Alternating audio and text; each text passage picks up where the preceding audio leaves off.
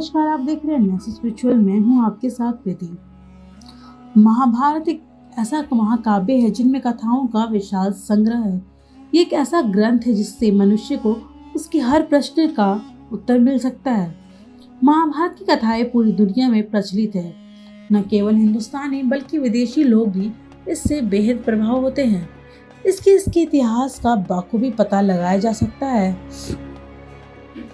इसमें बताई गई कहानी के अनेक चरित्र आज भी पूरी शिद्दत से संपूर्ण जनमानस पर अपनी छाप छोड़ते नजर आए हैं।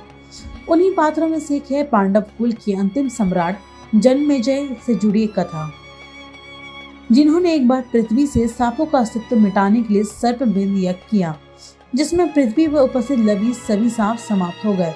हालांकि अंत में अस्तिका मुनि के हस्तक्षेप के कारण सांपों का संपूर्ण विनाश होने से रह गया, अन्यथा आज पृथ्वी पर सांपों का अस्तित्व नहीं रहता। आइए जानते हैं इसकी पूरे बारे में।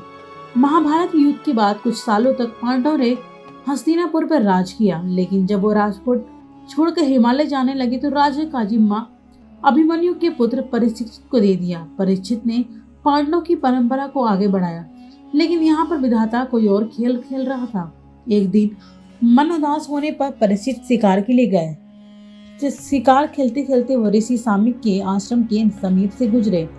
ऋषि उस वक्त नम्र ध्यान में आसन पर लगा के ध्यान में बैठे थे। इस पर परीक्षित को उन पर ध्यान नहीं गया, तो इस दौरान परीक्षित को बहुत तेज गुस्सा आया। उन्होंने ऋषि के गले में एक मरा हुआ सांप डाल दिया।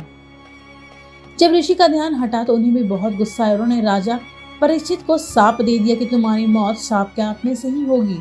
राजा परीक्षित ने इस सांप से मुक्ति के लिए तमाम कोशिश की गई, लेकिन कोई फायदा नहीं हुआ। राजा ने हर मुमकिन कोशिश की कि उनकी मौत सांप के डसने से ना हो। उन्होंने सारे उपाय किए और ऐसी जगह पे घर बनवाया जहां परिंदा भी पर न मार सके, लेकिन ऋषि का सांप झूठा नहीं हो सकता था। जब चारों तरफ से राजा परीक्षित ने अपने आप को सुरक्षित कर लिया तो एक दिन एक ब्राह्मण उनसे मिलने आए। उपहार के तौर पर ब्राह्मण ने राजा को फूल दिए और परीक्षित को डसने वाला वो काल सर्प तक्षक उसी फूल में छोटे कीड़े की शकल में बैठा हुआ था।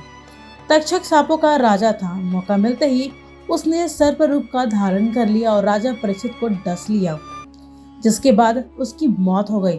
राजा जन्मेजय हस्तिनापुर की गद्दी पे विराजे। जन्मेजय पांडव वंश के आखिरी राजा थे।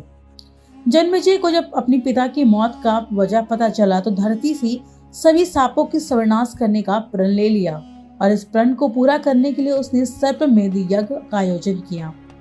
इस यज्ञ के प्रभाव से ब्रह्मांड के सारे सांप हवन कुंड में आकर गिरने लगे, लेकिन सांपों का राजा तक्षक, जिसके काटने से राजा की मौत हुई थी, वह खुद को बचाने के लिए सूर्यदेव के रथ से लिपट गया और उसका हवन कुंड में गिरने का अर्थ या सूर्य के अस्तित्व की समाप्ति, जिसकी वजह से सृष्टि की गति समाप्त हो सकती थी। सूर्यदेव और ब्रह्मांड की रक्षा के लिए सभी देवता जन्मेजय से इस यज्ञ को रोकने का आग्रह करने लगे, लेकिन जन्मेजय किसी भी रूप में अपने पिता की हत्या का बदला लेना चाहता था। जन्मेजय यज्ञ को रोकने के लिए अस्तिका मुनि को हस्तक्षेप करना पड़ा, जिनके पिता एक ब्राह्मण और माँ एक नाग कन्या थी। अस्तिका मुनि की बात जन्मेजय को माननी पड़ी और सर्पमेध यज्ञ को समाप्त कर तक्षक को मुक्त करना पड़ा।